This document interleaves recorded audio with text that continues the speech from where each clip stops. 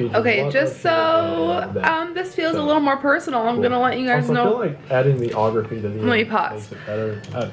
I'm just gonna let you guys know what I'm doing before I'm watching the movie tonight. I am actually watching an hour and 20-minute long video called The Disturbing Movie Iceberg Explained. I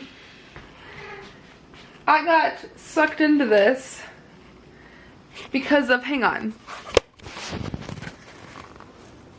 because of that thumbnail. You guys know I'm all about the disturbing movies, so I'm gonna finish watching that. I am Kiss film. 27 minutes into this, so when I finish this, I'm going to get into The Beach House. Later. Okay, so now that my brain is mush, I'm gonna go ahead and watch The Beach House.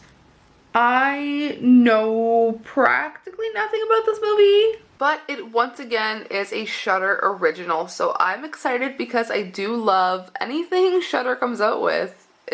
Shudder has been really good lately. Not sponsored, but please sponsor me.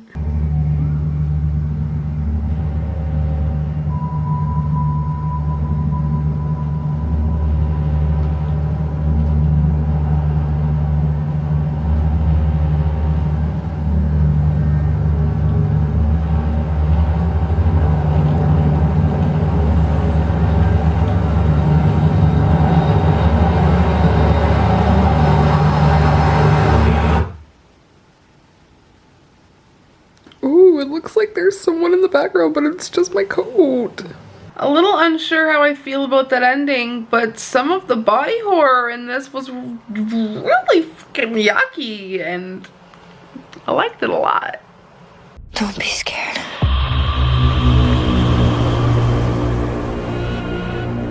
Alright, let's talk more in depth about The Beach House, a surprising 2019 Shudder original.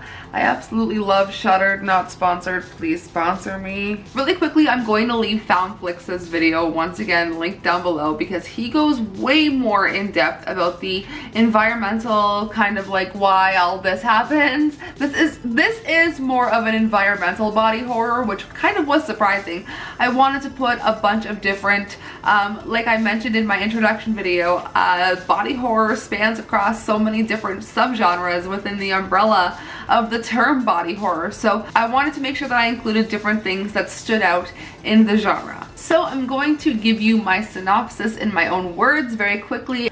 A beach house getaway turns into an environmental body snatcher-ish fight for survival when a young couple discovers something sinister is living in the water. I went into this movie blind and I really didn't know what to expect, but I was pleased but displeased at the same time.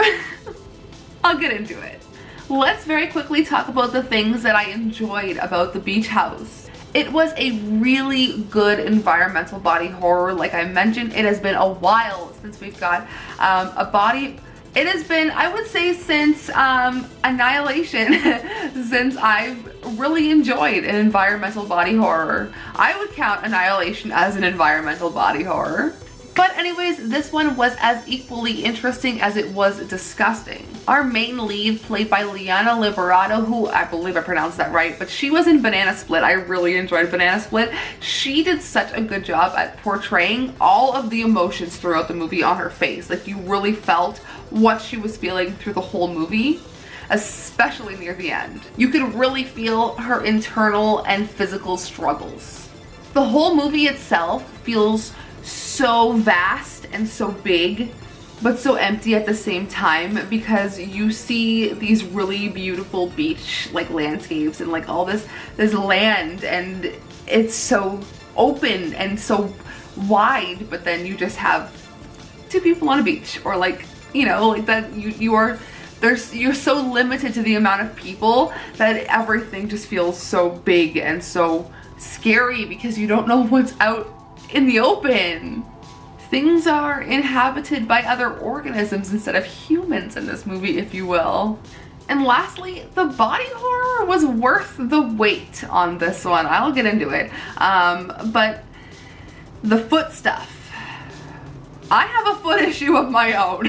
So the foot stuff really made me feel gross.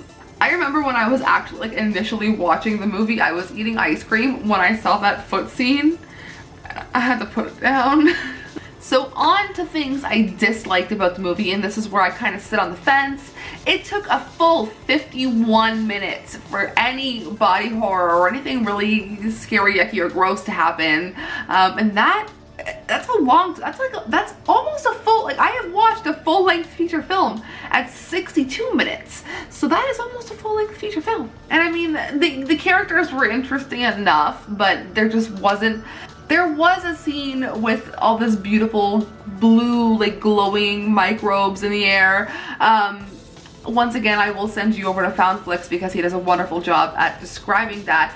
But I wanted more. I wanted so much more of that. And lastly, the ending was a little bit ambiguous for me. But not necessarily, I guess a little bit, but like it's a hopeless ending. And I do like those in movies. I prefer them in horror movies.